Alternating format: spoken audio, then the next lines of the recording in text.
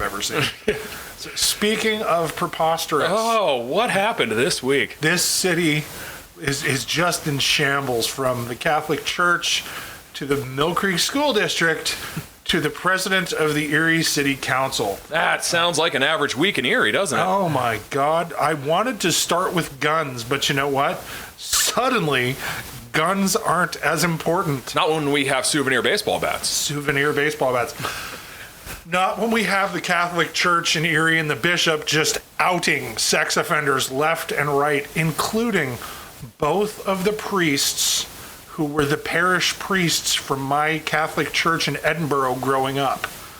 Father Robert Bauer, who everyone knew was, everybody didn't know at the time, but he got in trouble when I was probably 22, 23. He got busted for having porn on his computer, and I'm talking about the bad porn that you can't send through the mail, like the kiddie porn. And this was right before my best friend and his soon-to-be ex-wife were getting married about 20 years ago or so. They all of a sudden we had to go to the bench for the priest to marry them at old Our Lady of the Lake in Edinburgh.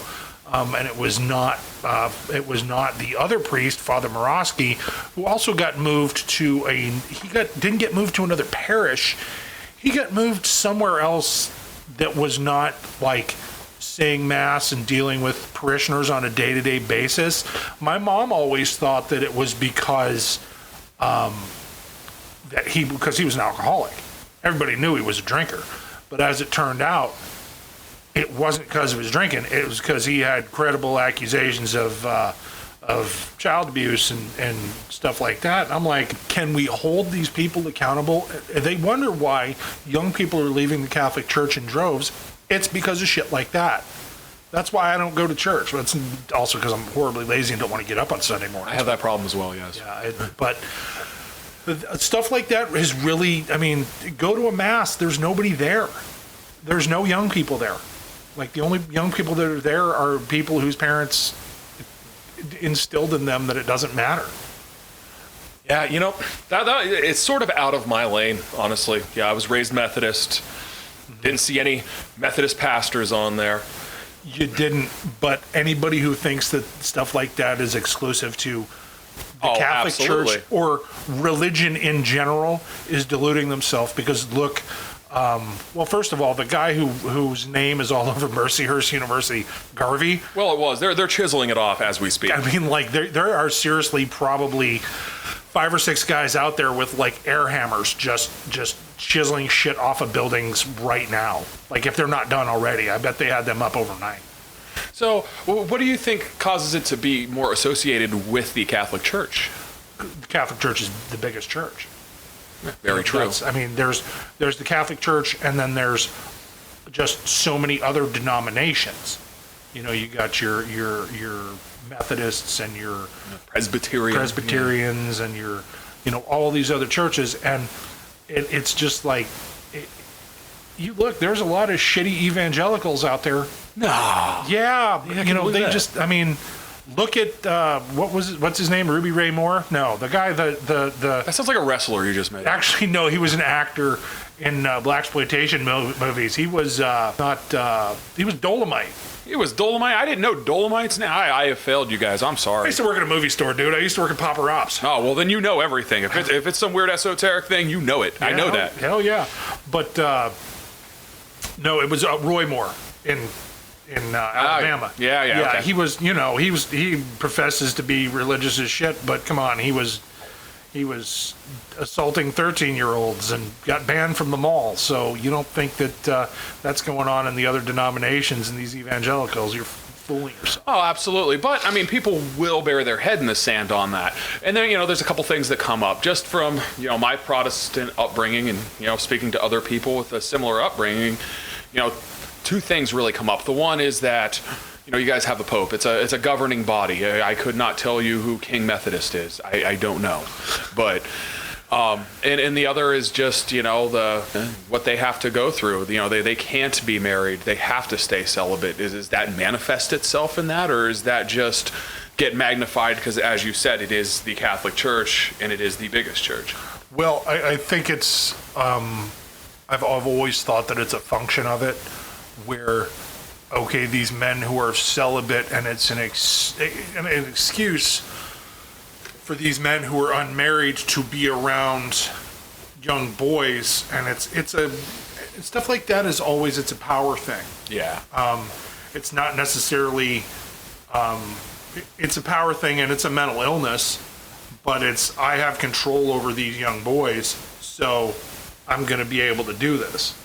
And you know, they can use their power to abuse their power. You know, that actually makes sense. I see where you're coming from there, because you keep thinking, well, why young boys? Why young boys? Did they join the priesthood to get away from these feelings that they're having? But when you boil it down to something like power, it starts to actually make sense to me, the person who I'm going to completely admit is quite ignorant on this subject and learning right along with everybody listening here. Right, and it's not something that I ever experienced, because I was never involved in it, because my parents were pretty adamant that I not become an altar boy. Was it for this reason? Does it go back that far? You know what? I actually talked to them about it. I talked to my mom the day after the news came out. I was talking to her on the phone, trying to see how my dad is doing. And my dad went to Catholic school. He actually went to Bergen Catholic. Oh yeah. In New Jersey. He was on the track team when he was younger, but didn't play for the Bergen Catholic football powerhouse.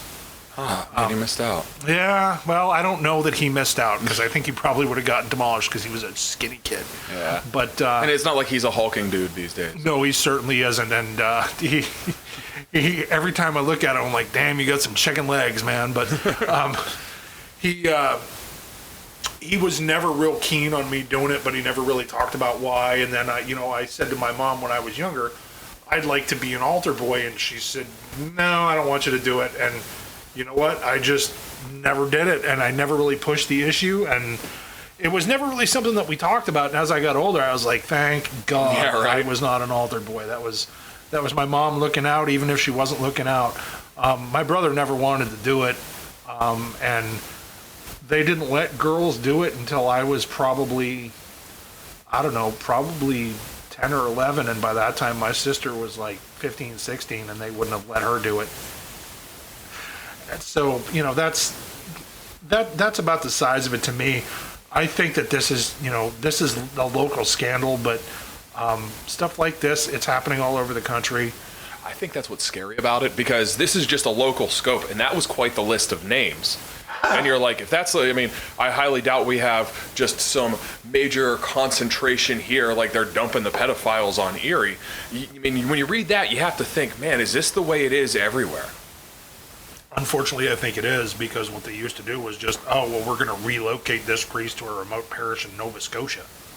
Yeah. There you go. You're going to Vancouver Island. Which makes it even easier to assert said power and do terrible things like that, because there's no real repercussions. Mm-hmm. Exactly. And you look, there was that huge lawsuit against the Archdiocese of Boston. I don't know, probably, I guess it was probably, it's high time that they held the Catholic Church accountable for this sort of thing. And I'm glad that it came out. But on the other hand, you know what? I was raised Catholic, and there is a lot of anti-Catholic bias and a lot of anti-Catholic bigotry in this country that if you're not Catholic, you don't see it. But people have a lot of innate hatred against Catholics. My favorite word is papist. I hear that a lot. Like you acknowledge the authority of the Pope. Well, yeah, he's the head of our church. That's how it is. And you worship the Virgin Mary. No, we don't worship the Virgin Mary.